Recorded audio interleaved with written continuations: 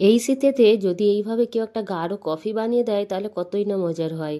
তবে আজকে আমি বাড়িতে আপনাদেরকে কিভাবে গাঢ় কফি বানাবেন, বাড়িতেই বানাতে পারবেন, সেই রেসিপি আপনাদের সাথে শেয়ার করব।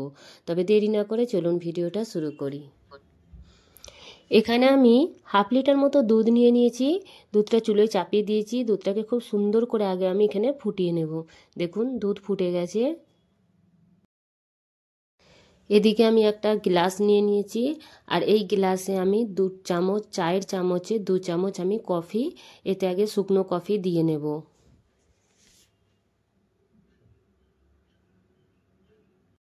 যে চামচে আমি কফি দিয়েছি সেই চামচই আমি 2 চামচ চিনি এতে দিয়ে দেব। আর এই চামচই আমি 3 চামচ মতো এতে পানি, হালকা যদি কুসুম গরম পানি হয় তাহলে ভালো হবে, আর যদি না হয় ঠান্ডা পানি দিলেও কোনো প্রবলেম নাই। এখানে আমি 3 চামচ মতো পানি দিয়ে দিলাম। এই দেখুন এখানে আমি একটা কফি মেকার দিয়ে এইভাবে ভালো করে কফিগুলো ফাটতে থাকলেই কফিটা একদম ফ্লাফি হয়ে যাবে। আর যদি বন্ধুরা আপনাদের কাছে এই রকম মেকার না থাকে তাহলে আপনারা মিক্সার মেশিনেও করতে পারেন, অথবা আপনারা যদি হ্যান্ড ব্লেন্ডার থাকে সেটা দিয়েও করতে পারবেন।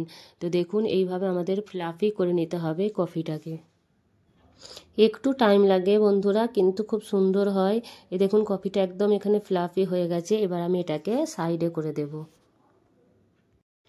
এদিকে আমি 2টো কাপ নিয়ে নিয়েছি, আর এই কাপেতে আমি 2 চামচ করে কফি দিয়ে নেব আগে, দিয়ে তারপরে এর ওপর দুধ দিয়ে দেব। এর ওপরেও আমি 1 চামচ করে আবার কফি দিয়ে নেব।